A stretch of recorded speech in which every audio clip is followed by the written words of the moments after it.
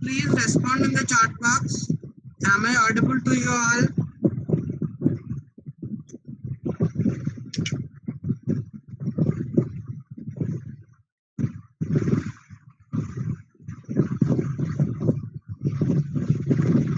Okay, fine.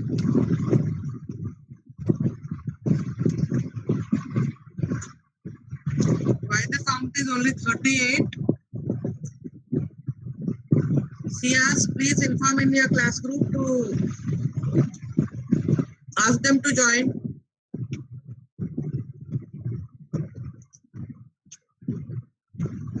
Yeah.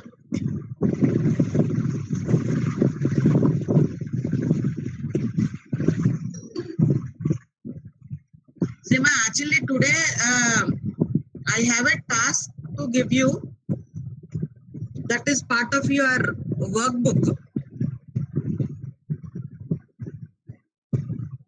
So you have OS workbook, and in that workbook you have some tasks to do and some short answer questions also there to write. And those workbook marks will be given as your day-to-day evaluation, right? So what I will do is, if you check your WhatsApp group, I have shared a document, right? So that is the week 1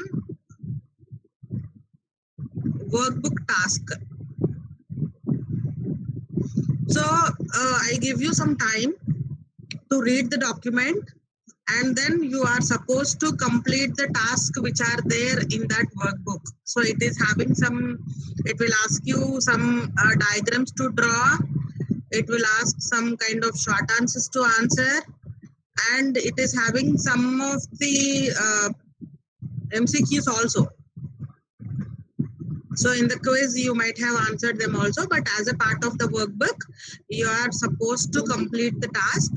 So what you are supposed to do is, in the document only, on top of it, write your name and roll number, complete the task. Answers also you can type on the document only. Then I will share you a drive link where you are supposed to upload the solved document, where you are supposed to upload the solved document, right? So actually 1 hour I will give you for the task, and 1 hour I am going to take the class. So you please tell me, first 1 hour you want to complete the job, or after the class you will do the job and you will submit. So the choice is yours only. So to complete the task, I will give you some time also to read. First you can read the document, then you are supposed to complete the task. Do let me know, the first 1 hour you want to do the job, or you want me to take the class for the first 1 hour, and then next hour you will complete the task. CR, or please respond in the chat box.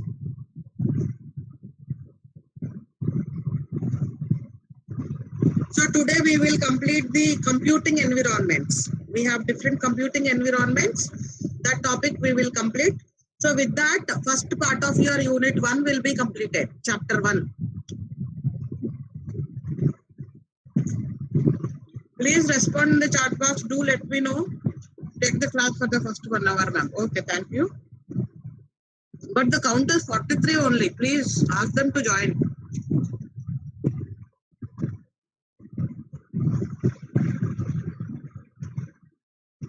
Yeah. I will take the class for the first 1 hour.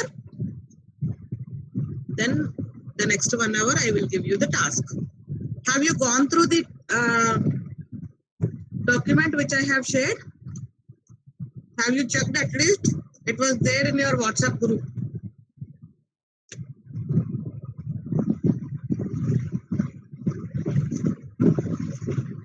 So in that, the third question you can ignore, ma. I gave you 3 short answers. The third question is about the protection kind. you can ignore the question. You are supposed to answer only the first two.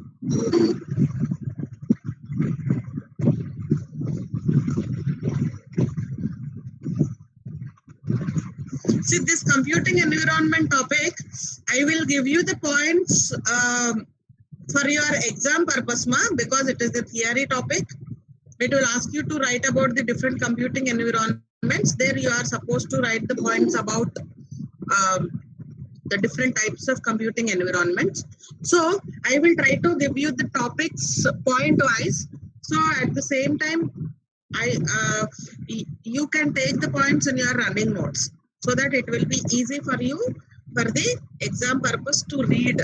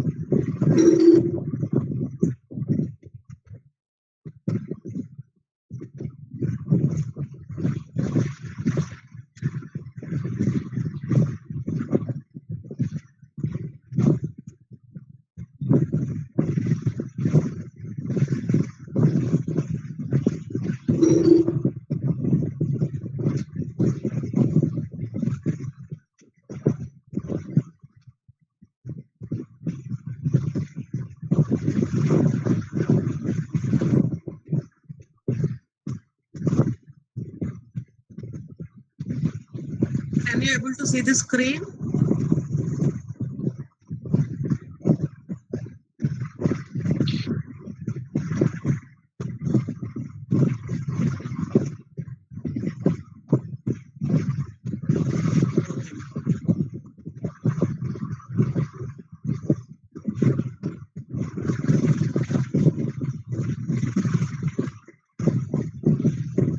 So in the last class we discussed about components, right?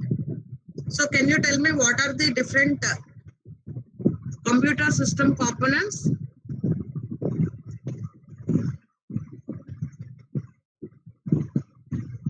What are the different computer system components?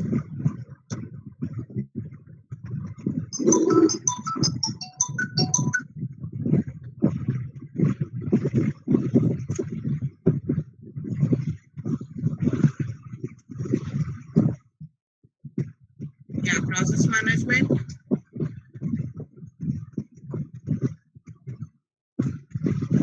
program management. That is process management. Process management,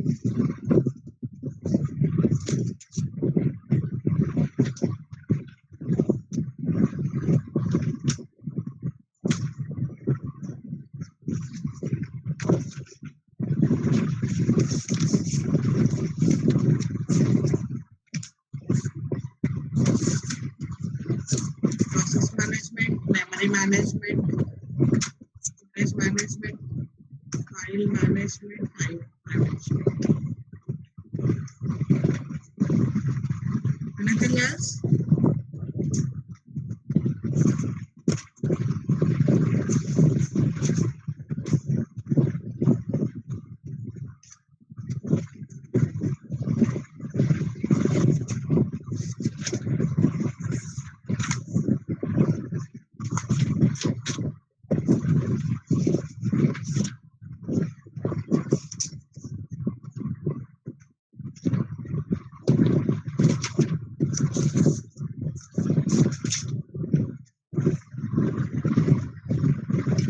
protection and security is also there, right?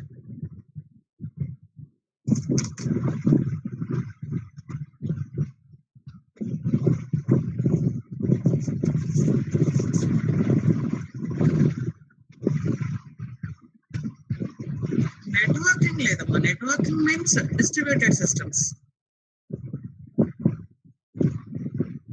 That we discussed before already. Yeah. So we discussed about process management, main memory management, and under the storage management, we discussed about file system, mass storage, caching, and I/O. Right?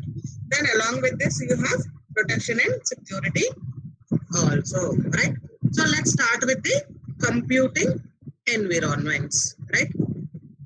So if you take the computing environments, mainly categorized into 3 types, Andy. I'll tell you. Right, your computing environments are mainly categorized into 3 types, I can say. Right, so here you can see what are the something.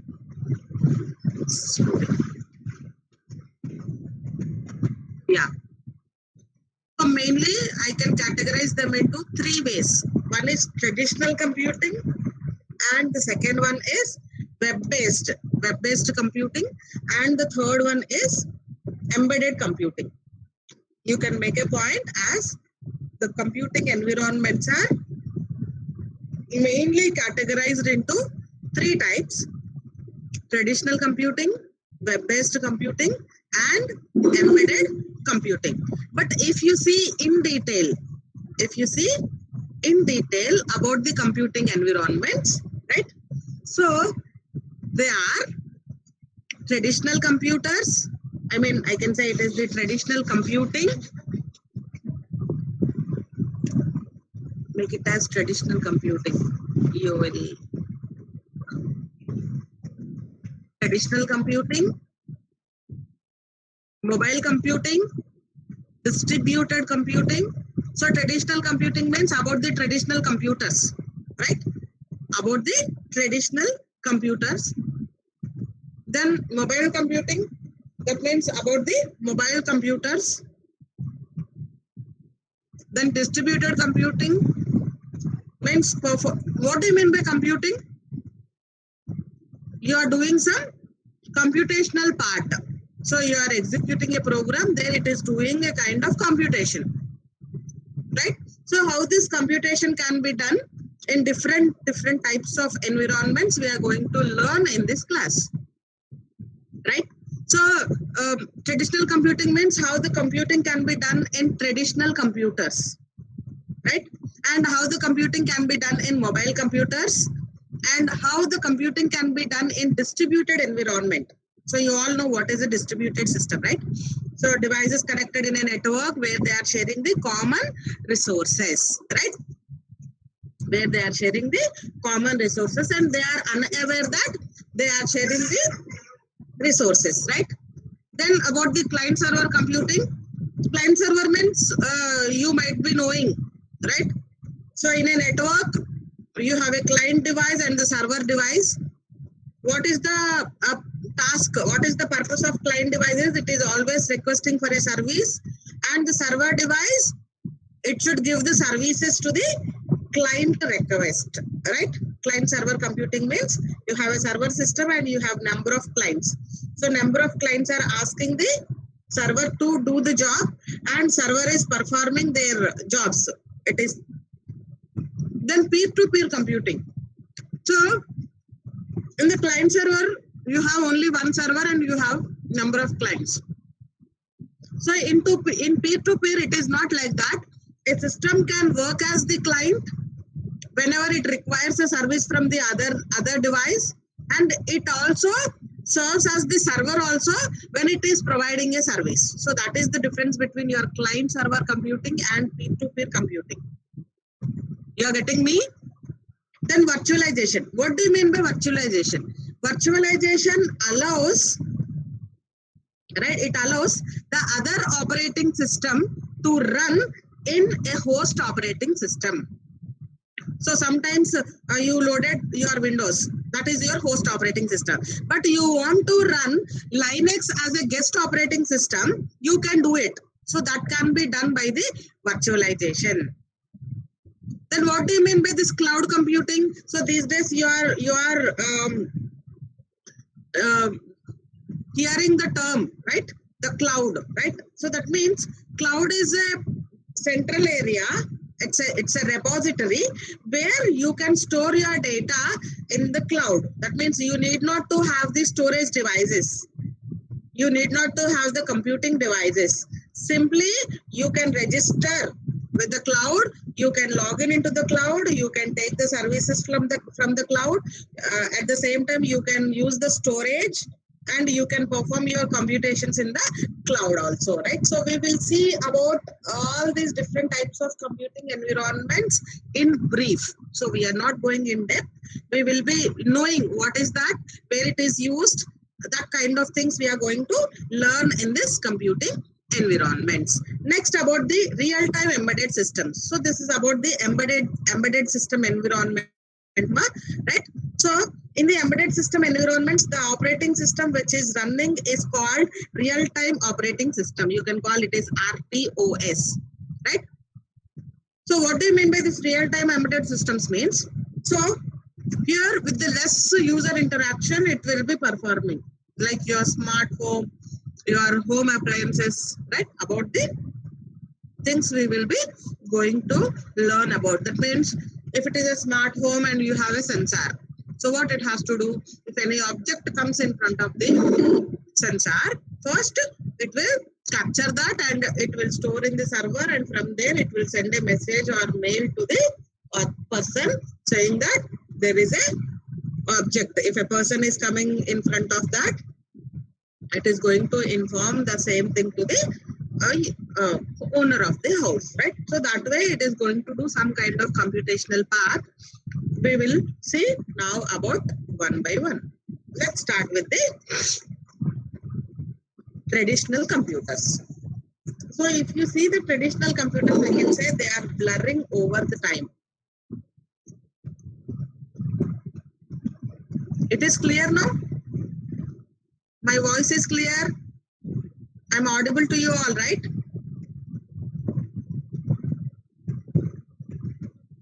Can I continue? Okay, fine. Now, let's start with the computing environments in that traditional computers, the first one. So I can say that traditional computers are blurring over time. So now we are not seeing this type of computers much, right? And these traditional computers can be used for both purposes. It can be used for home purposes and the office environment also. So if you are using the traditional computers for the office environment, right, the PCs are connected to a network, right? The PCs are, means the number of devices are connected to a network, and the terminals attached to mainframe or mini computers providing batch or time sharing. So what are the devices that are connected to the network? They will be providing two types of services: batch processing, batch systems. You can call them as batch systems, and which are time sharing. I can call them as interactive systems, right? In the traditional computing, systems were either batch systems or interactive systems. The systems are batch systems or interactive. So what do you mean by batch systems? What do you mean by batch systems? So here the batch systems, they are processing the jobs in bulk. They are processing the jobs in bulk with the predetermined input from the files or other data sources. So batch systems are nothing but they will be given bulk jobs at a time and with the predefined input. Here the input is predefined and it is taken from files or any other data resources. So here there is no interaction. So for the system, we give the input. That input is predefined. That input can be taken from the files or the other data sources. And here the batch systems are processing the jobs in bulk, one after other. They will be completing. So here there is no interaction. They need not to wait for anything. Simply once you give the job to that, it will be doing the job one after another. Why? Because here the input is predefined and it can either be taken from the files or any other data resources. Clear? But when it is coming to interactive systems, they are weighted for input from the users. Here they are dependent, right?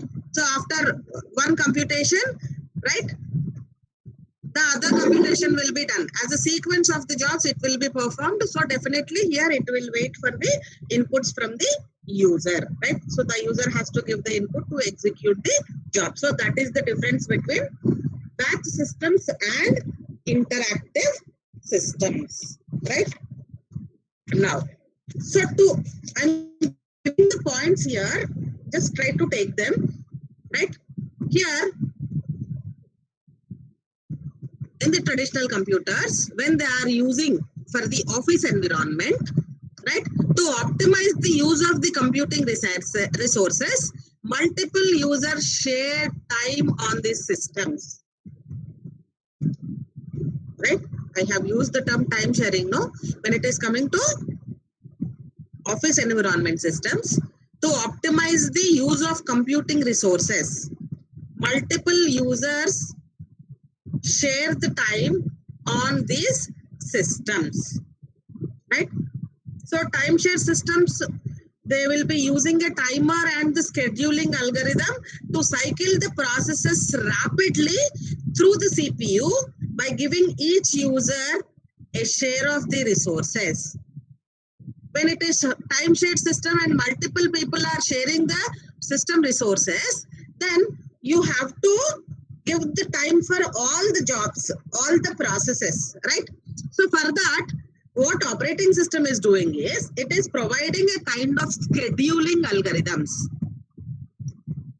and a timer. Why the timer? Because it is a time shared system, right? For each system or for each process, a fixed amount of time will be given. After the time, the job will be taken out of from the CPU and the next job will be given. That way, if 4 jobs are running, for the first job, one millisecond or 1 second will be given. For the second job, 1 second, third job, 1 second, fourth job, 1 second. So if within this one second the job is completed, it will go out. But not completed, after the 4th job, again the first job will be given to the CPU. That way, each process will get the CPU time, right? You're understanding now about the time shared systems, right? The time shared system uses a timer and the scheduling algorithm to cycle processes rapidly through the CPU by giving each user a share of the resources, right? And I can say with the introduction of the web technologies and the increasing wider area networks, that is with the increasing use of the internet, the bandwidth are stretching the boundaries of traditional computing. So these traditional computing systems are expanding with the use of the web technologies and the increasing wider area network bandwidth. That means you have enough internet connection, and most of the web technologies are there to get the data from the web browser using the web browser, and you can get the data from the servers using the web browsers. By simply connecting to the server, you can able to get the data, right? So with the introduction of this internet and the web technologies, your traditional computing systems are expanding to web-based computing systems, right? So here the companies establish portals which provides web accessibility to their internal servers, right? So most of the companies are establishing the portals through which you can get the web accessibility. So the network computers are essentially terminals that understand the web-based computing, are used in the place of traditional workstations where more security and easier maintenance is desired. Why the people are migrating from the traditional computers to web computers? Because in the internet you can provide the security because of the protocols we are using, right? So when you are connecting to a network, when you are connecting to internet, there the networking model comes into the picture, either it is OSI or TCP/IP. But in internet we will be using the TCP/IP protocol model, right? So that protocol itself will provide you some kind of security, and it is easy to maintenance. Why? Because you need not to provide anything. You are connecting to internet means from the servers you can able to get the data, and your computing can be done in the servers only. You need not to have the local burden. So it means the small scale companies need not to establish anything, need not to have the servers, need not to have the infrastructure, right? Simply what they will do is they will have the terminals, and through the portals they will be connecting to the internet and the entire computing. So with the introduction of the cloud here, they will be providing you the infrastructure also, right? So you can able to, means your job is becoming very easy, right? It is easy to maintenance also. So local maintenance is not required, right? So when it is coming to mobile computers, they can also connect to wireless networks and cellular data networks to use the company's web portals. So if it is web-based web portal, right, you can also log into the web portal using the mobile computers also. That means with your mobile device also. So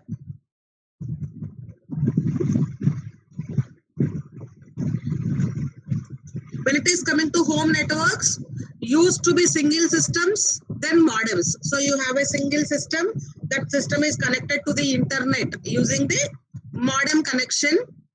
It is slow connection when you compare to the company's internet connections. If they take the static connection, the internet speed will be more. But for the home purpose, for your device, you can take a slow modem connection also, right? So with the device, you can able to connect it to your office, right? If I am working from home, right, then I can connect to my office server using the my system, home system, right, with the internet connection, right? So I can connect to internet, and with that I can able to connect to my office network, right? So when it is coming to this personal computing, home device, right?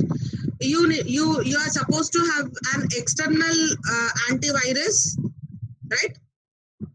External antivirus, and it is providing you some kind of firewalls also. With the operating system you are getting firewall services.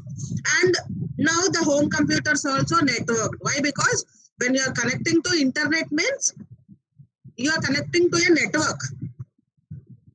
You are understanding, right? Home networks.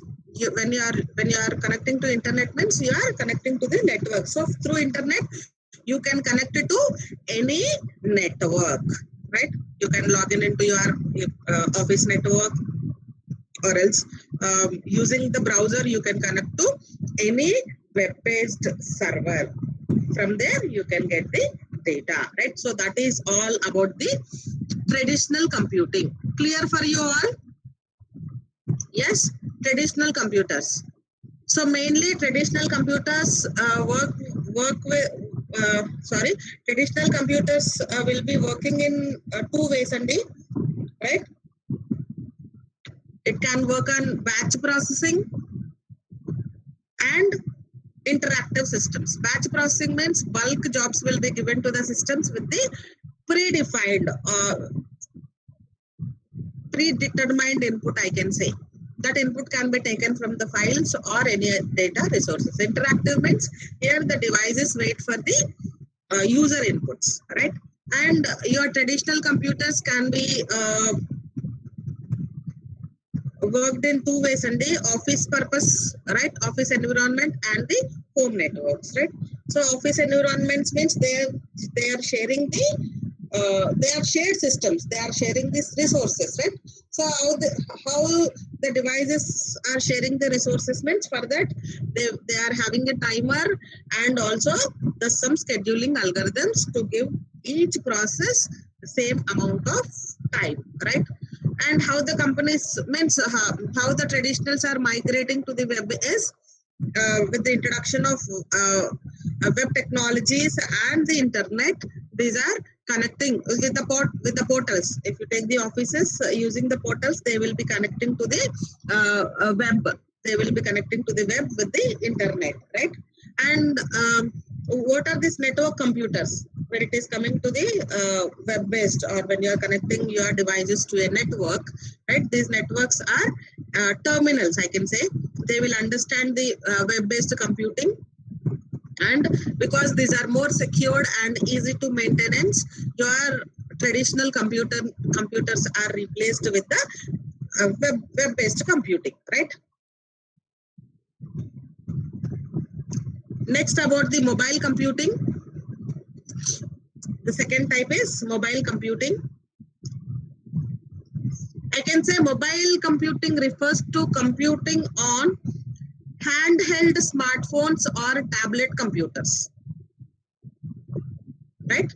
Mobile computers or mobile computing refers to computing on handheld smartphones and tablet computers, right? So what are the main features of this mobile computers are? Mobile computers are lightweight and these are portable. These are, see, actually there is no slide for this mark. So take the points like I am giving, right? Mobile computing refers to the computing on handheld smartphones and tablet computers. So what are the features of these mobile computers is they are lightweight and portable. But when you compare with the desktop and the laptops, the size is small, memory capacity and the overall functionality, right, is less when you compare to the desktop or laptop. But these mobile computers are giving access to the email and the web browsing, right? So with this I can say memory capacity and the processing speed of mobile devices are more limited when you compare to the PCs, right? And but when it is coming to mobile devices, the power consumption is less, right? The power consumption is less, and here the processors are smaller and slower than the PCs. The processors are smaller and slower than the PC processors. But in the mobile computing, you are having multi-core processors. In a single processor, you will be having the multiple cores. So what are the more popularly used operating systems in the mobile computing are Google Android and Apple iOS. Right? And you can use these mobile systems for email, web browsing, audio video playing, reading digital books, taking photos, recording audio, recording video, and it is giving you the GPS, accelerometers and gyroscopes. This is about the mobile computing, right? So you can take the points as mobile computing refers to smartphones and tablets. The main features of these devices are being portable and the lightweight. When you compare to the PCs, the mobile devices are having the small screen size, memory capacity and the overall functionality. Right? Limited memory capacity, limited overall functionality and screen size is also less. Right? So here it is having the low memory capacity. Here the processing speed also limited. But here when it is coming to the mobile computing, the mobile devices consume less power. The processor size is smaller, but it is offering the more processing cores. More popular mobile computing operating systems are Apple iOS and Google Android. So what is the use of these mobile systems? Used for email, web browsing, playing music and video, reading digital books, taking photos, recording audio video, GPS, accelerometers and gyroscopes. Clear about the mobile computing? Yes? Okay, fine. Next, about the distributed systems. So about the distributed systems, you also learn, but once again, I try to give you some points about the distributed system. I can say it is a collection of physically separate computer systems that are networked to provide users with access to various resources that the system maintains. Right? So access to the shared resources increases the computing speed, functionality, data availability, and reliability. So this point also I already discussed in the previous classes, right? And these are connected in a network, no? I said a network is a communication path between two or more systems, and it is using the TCP/IP protocol, right? So when it is coming to distributed systems, right?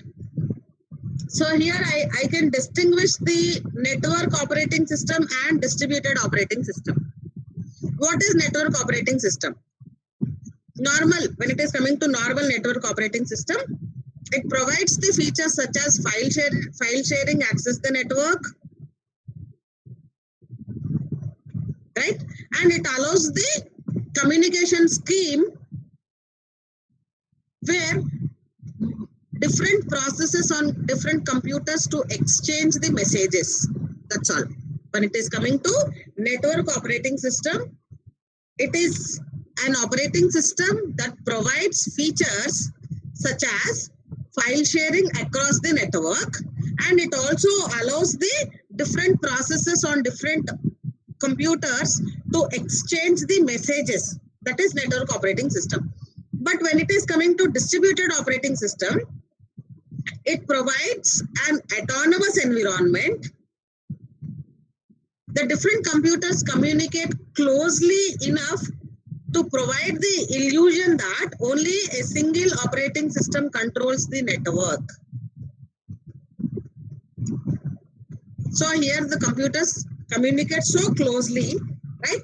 So that it provides the illusion that only one operating system controls the network. So as I told you, even the number of devices are connected in the network and they are sharing the resources, right? Here each device assumes that the resources that the system is using, they are only dedicated to that device. They are not being shared with the other devices. So that is the reason it provides the illusion that only one operating system controls the network. So, but here when it is coming to reality, each device is having its own operating system. But there they are sharing the common resources which were located in the distributed environment. So this is the difference between your network operating system and the distributed operating system. Next, about the client-server computing. The fourth type of environment is client-server computing. So I can say client-server computing is a centralized system in which server systems are used to satisfy the request generated by the client systems. So here number of mobile devices and number of personal computers are connected to the centralized system. Clear? Client-server computing is a centralized system in which server systems are used to satisfy requests generated by the client systems. PCs and mobile devices are connected to the centralized systems. Clear? Now, when it is coming to this, the server systems can be categorized into two types, ma. When it is coming to the server systems, they can be categorized into two types. One is compute server system, the second one is file server system. So you can see the diagram here, how the client server computing looks like. You have only one server system and the number of clients. Clients will be sending the request to the server. Server is supposed to satisfy the request generated by the client. So it means it has to respond to the request given by the client devices. What do you mean by compute server? It provides an interface to the client to request the services, right? I can say it provides an interface to which a client can send a request to perform an action. For example, I can say read the data from the database, right? So in response to it, the server executes the action and sends the result to the client. That is, a server running a database that responds to the client request for the data is an example. Right? So on the server machine, a database is running. Now a user wants a service, that is, he wants to read the data from the database. Then what the server will do is, it will execute that action and it will give the data which the user wants to read. Right? It will be displayed on the client device. That is compute server system. The second one is file server system. It provides the interface for the clients to store and retrieve files. So it is not providing any services, ma. That means it is not doing any action for that. Simply, it provides an interface where the client can create, update, right? And he can read the files and he can delete the files. Example is web server. Right? Web server means what? That delivers the files to the clients running the web browsers. So through the web browser, if you are entering some website name, then it delivers the data, the entire data to the user, right? So where the user can create a file in that, or else he can delete a file, he can update a file, or else he can see the contents of the files. Clear now? Compute server system and file server system.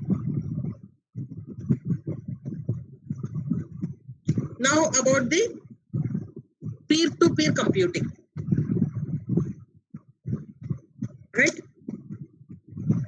So peer-to-peer system model, it is a type of the distributed systems, right? But the difference is, in this model, the clients and servers are not distinguished from one another. So here there is no particular server and no particular client. Each node, each peer I can call, right? Each peer acts as the server as well acts as the client, right? So in peer-to-peer computing, all nodes within the systems are considered peers, and each may act as either a client or a server depending on whether it is requesting or providing a service. Right? In peer-to-peer computing, all nodes within the systems are considered peers, and each may act as either client or a server, whether it is requesting or providing a service. Depending on this, you can call that peer as a client or server, right? So peer-to-peer system offers an advantage over the traditional computer systems. What is that advantage? In the client-server system, the server is the bottleneck. Everything will be performed on the server only.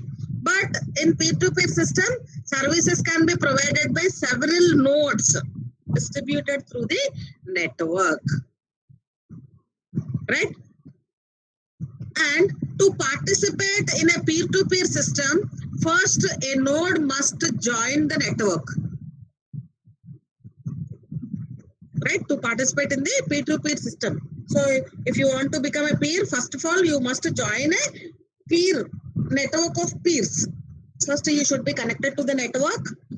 Once a node has joined the network, it can begin providing the services to other nodes and requesting the services from the other nodes in the network.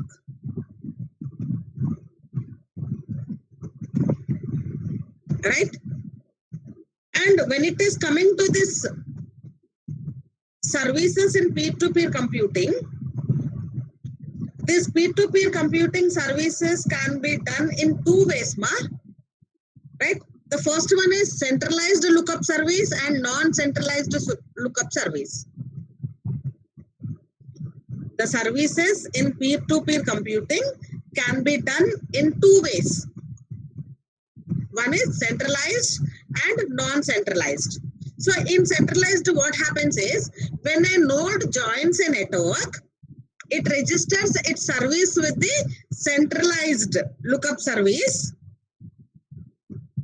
on the network, right? That means if any node is joining, it will register with the service. It will tell that these are the services I am providing, and it is registering with the central lookup service, right? And then any node is desiring that particular service. First, it contacts the centralized lookup service, right?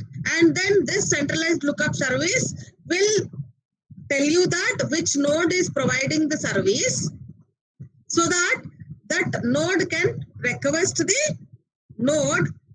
desired node for the particular kind of service.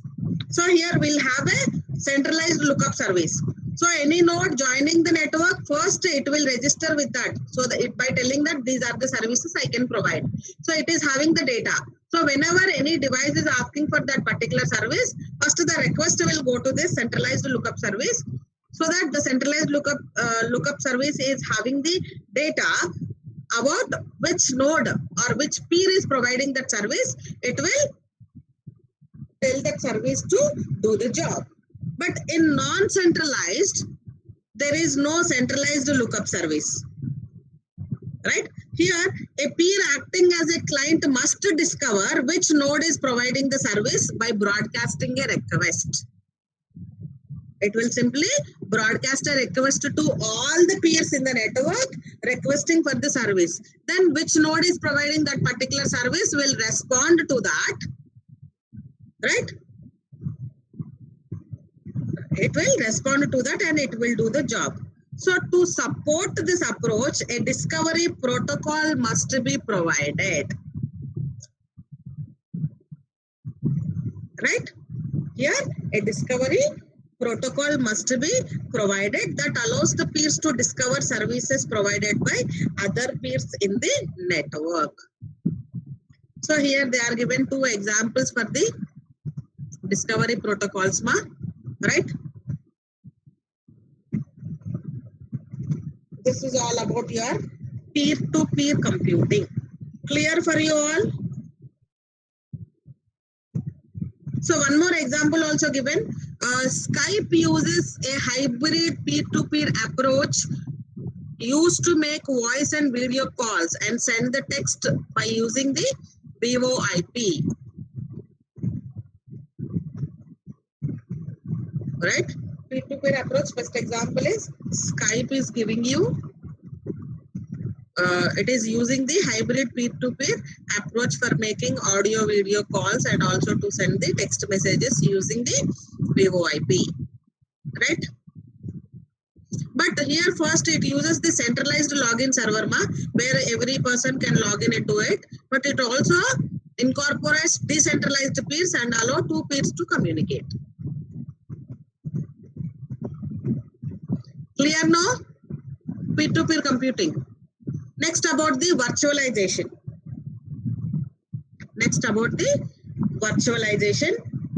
So I already told you what is virtualization. Virtualization is a technology that allows operating system to run as application within another operating system. Virtualization is a technology that allows operating system to run as application within other operating system. That means virtualization allows an entire operating system written for one platform to run on another platform.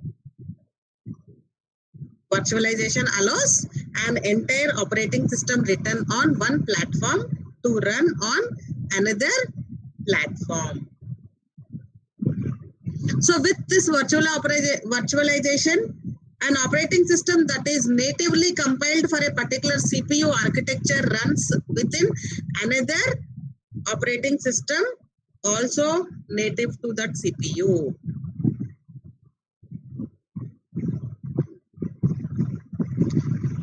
So who first introduced this virtualization is, it first came about on IBM mainframes as a method for multiple users to run the task concurrently. Who introduced it? This virtualization is IBM mainframes company, right? For a method, as a method they introduced it for multiple users to run the task concurrently, right? So running multiple virtual machines allows many users to run the task on a single user system. So if you are running multiple virtual machines, multiple operating systems can run on the single system, right? And then you can run multiple tasks on the multiple operating systems, right, on a single user system. So here one example is Apple laptop running Mac OS on the x86 CPU can run a Windows as a guest, and you can able to execute the Windows applications. So for running this virtualization, you require a software that is VMware. VMware is the virtualization software. So if you install this VMware, then what is on which operating system you installed it, right? That will become the host operating system. And the which one you are loading after installing this VMware, that will be your guest operating system. So what is this VMware application is? So it was the virtual machine manager actually. It is the virtual machine manager. So what it will do is it will run the guest operating system, manages their resources use, and protects each guest from others. So if VMware application runs one or more guest copies of other operating systems such as Linux, right, and anything, any operating system you run, then that running operating system will become the guest. That means, so on a Mac OS you can run Windows, on Windows you can run Linux. Like this, with the virtualization you can able to run more than one operating system in a single CPU. So who introduced first? IBM company. What is the purpose? Right? So it to allow multiple users to run the task concurrently on the multiple operating systems, they introduced this. That means it allows the users to run the task on a single device on multiple operating systems. So to make this possible, you require VMware software, right? VMware software. So if you are installing the VMware software, on which operating system you are installing this, that will become host. And then with the VMware, what operating system you are loading, that will become the guest. So this VMware will control the operating system. That means in what way? By managing their resources and protecting the guest from each other, right? So this is all about the virtualization.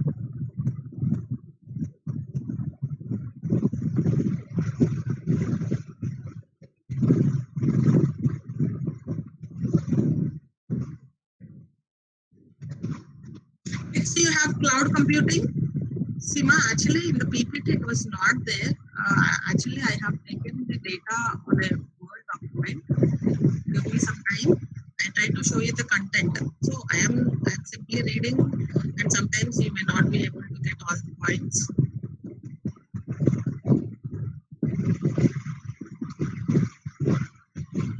It is clear for you all till now? Till virtualization?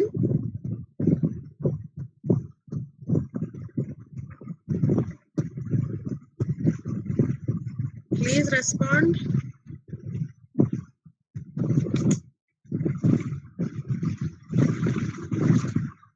You are there?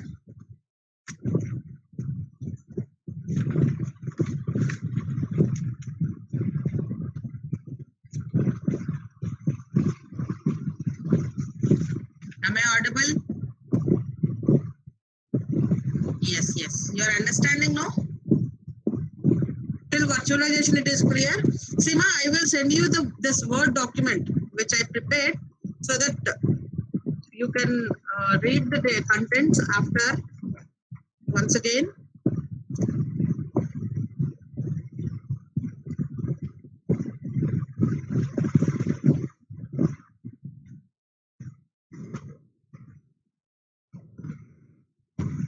Yes, let's start with the cloud computing. I can say cloud computing is a type of computing that delivers computing, storage, and even applications as a service across a network.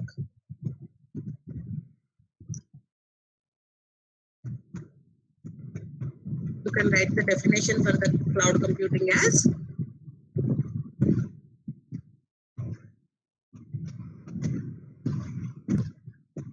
yes. Cloud computing is a type of computing that delivers computing, storage, and even applications as a service across a network. That means if you are connected to cloud, that means you can take the computing, you can take the storage, even you can take the applications as a service across the network. Right? I can say it is the logical extension of virtualization because it uses virtualization as a base for its functionality.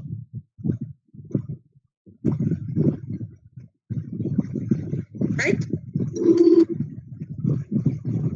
I can say it is the extension of virtualization because it has taken this virtualization, that is running one application on another application, just like your virtualization, no? Right?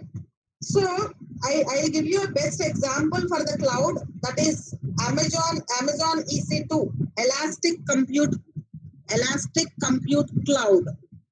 It is a facility given by Amazon. It has thousands of servers, millions of virtual machines, and petabytes of storage available for use by anyone on internet. But the thing is, when you are using the cloud, you are supposed to pay some amount to the provider. I can call them as, these are the cloud service providers.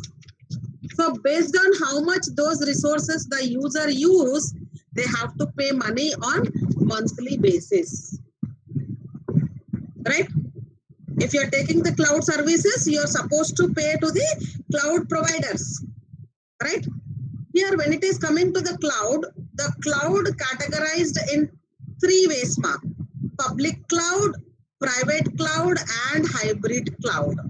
Public cloud is a cloud available via internet to anyone willing to pay for the services. Right? So the public cloud is for the individual users. Here in the public cloud, there is no security will be provided. When it is coming to private cloud, it is the cloud run by a company for that company's own use. So if a company is asking for the cloud services, right, that cloud will be given as a private. Why? Because company having some sensitive information and their data, no? So it will be private. So no other can get the access to this private cloud data. Hybrid, it's a cloud that includes both public and private cloud components. And when it is coming to the cloud services are categorized in three ways, ma. SaaS, PaaS, IaaS. You can pronounce it in your way. Service as a service. So first one is software as a service. That means here the cloud is providing you the software. That means an application as a service. One or more applications available via internet, such as word processor and spreadsheets. It is giving you a software as a service. Platform as a service. Here it is providing you the platform where you can run your programs, where you can execute your things, right? Right? A software stack ready for the application use via the internet. So for this platform, I can give you an example of Flickr, where you can take the images, you can store them, and you need not to share with anyone. You need not to send the entire images to them individually. With a simple link, you can simply having a link, you can store the entire folder, right? And there you can edit the programs also. And one more example, you can take a database server. You have a database server. By running the queries on that, you can able to get the data. Third one is infrastructure as a service. So it is providing you the entire infrastructure. For a company, what is required to run, everything will be provided. So as a IaaS, infrastructure as a service, servers, storage available over the internet, right? For example, storage available for making the backup copies of the production data. The cloud services and the user interfaces are protected by the firewall. That is the last part. So this is about the cloud. And the last one is real-time embedded systems. So embedded computers are the most prevalent form of the computers in the existence, I can say, right? So these devices are found everywhere, from car engine and manufacturing the robot to DVDs and the microwave ovens. I can say these real-time embedded systems, so you can see everywhere in real time. They tend to have very specific tasks. They have little or no user interface, right?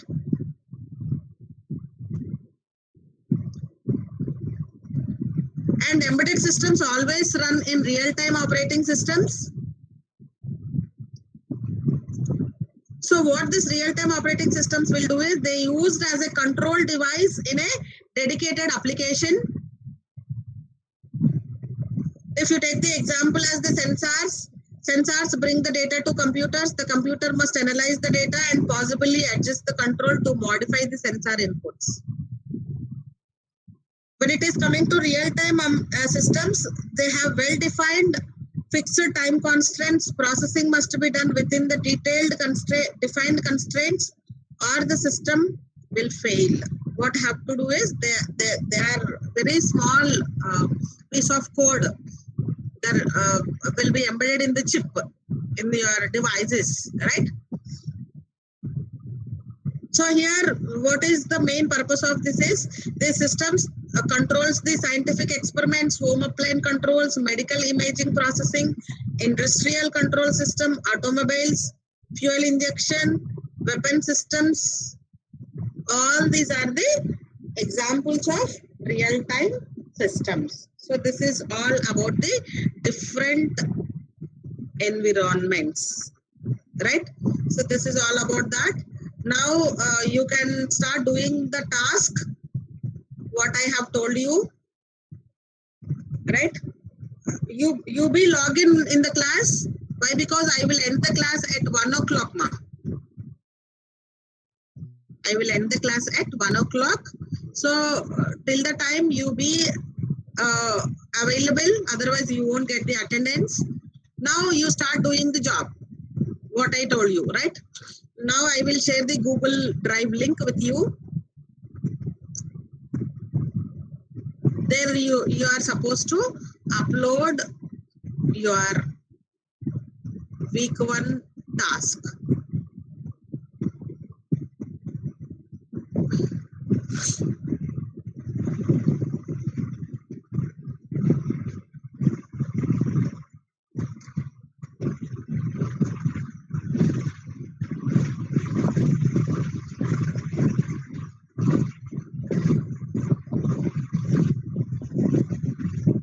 So if anything is there, please communicate in the chat box. I will be available.